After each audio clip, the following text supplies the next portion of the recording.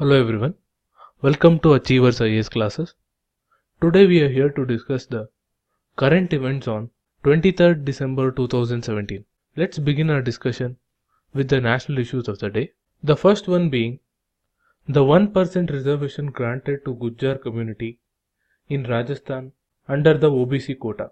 Gujjars like Patidars in Gujarat and Kapus in Andhra Pradesh are demanding for reservation given their fears of falling farm incomes and loosening of the higher social status which they previously held.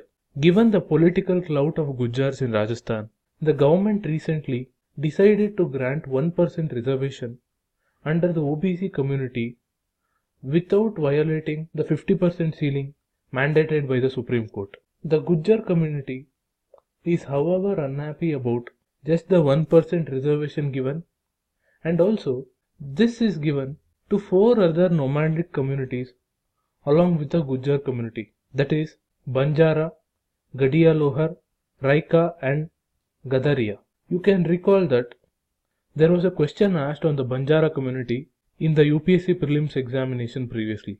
Coming back to the issue at hand, the Rajasthan High Court as well as the Supreme Court in the past have restrained the state government from reaching the 50% reservation ceiling. With that, let's move on to the next issue in news today, which is regarding the shortcomings in the implementation of the GST system.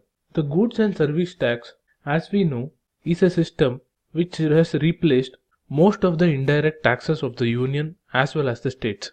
The news article today is about the complaint made by the West Bengal finance minister that the hurried implementation of GST without proper back-end infrastructure in place has resulted in many operational difficulties with respect to compliance and is primitive to the VAT regime of the states in certain aspects. The finance minister of West Bengal is highlighting that there is a lack of interface between the GSTN network, which is the backbone of the GST system, with the electronic data interchange of the customs and the Directorate General of Foreign Trade, and the center is still using the ledger for manual records of refunds, which was not the case in the previous state VAT system where there was no manual intervention. Due to this, the exporters are unable to get their refunds on time, which has resulted in 10 to 15% of their working capital remaining locked. Due to this, there have been job losses, particularly in the small and medium enterprises and the unorganized sector, which are primarily cash-based and cash-intensive sectors. With that, let's move on to the next issue in news today, which is regarding the recent raids conducted by the security market regulator SEBI on various entities to look into the issue of leak of sensitive financial information. As we know, a few days back, it came to light that some traders and entities which were part of a particular WhatsApp group were able to gain access to certain sensitive financial information before it was even made public. This was against the insider trading norms set by SEBI, and it has taken this action to send a strong message to the violators. This is a welcome move as it will create a level playing field between the small-time retail participators and the big-time players. The next issue in news today is an editorial in the Hindu which is about the recent resolution at the United Nations over the issue of Jerusalem. The resolution called for the final settlement on the Jerusalem issue through negotiations between Israel and Palestine. The editorial is highlighting that many of the US's NATO allies, its Asian allies like Japan and South Korea, voted for the resolution, thereby supporting that the issue has to be settled through negotiations. And even the closest neighbors of the United States like Canada and Mexico only abstained from voting for the resolution.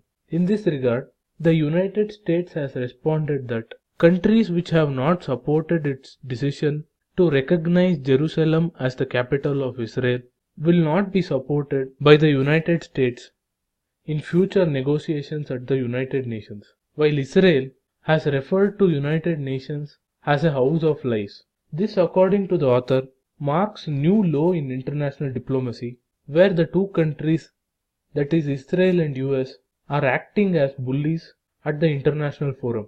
This is not a desirable trend to a global collective like the United Nations, where a large number of nations speak in one voice.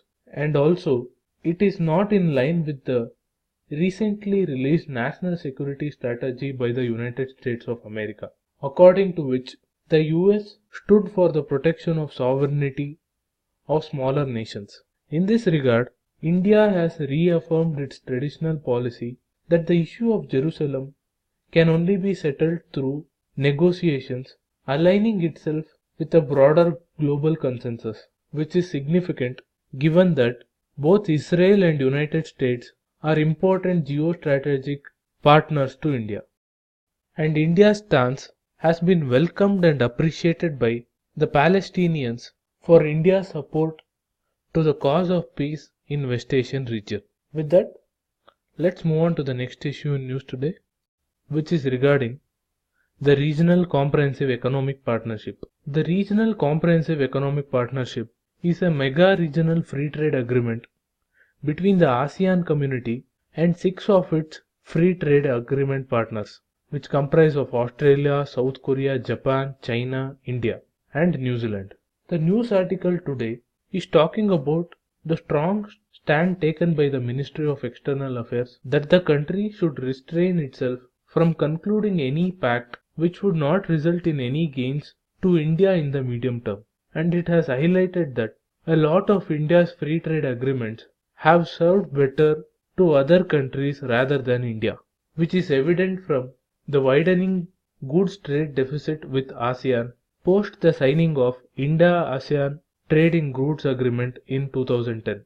What is further disturbing from the government's point of view is the other countries in the RCEP grouping are not so enthusiastic towards India's demands for greater market access to services from India, particularly on easing the rules for the movement of skilled professionals for short-term work. The news article is talking about how these concerns can further delay the negotiations of RCEP. We'll further look into the issue as it evolves in the coming days.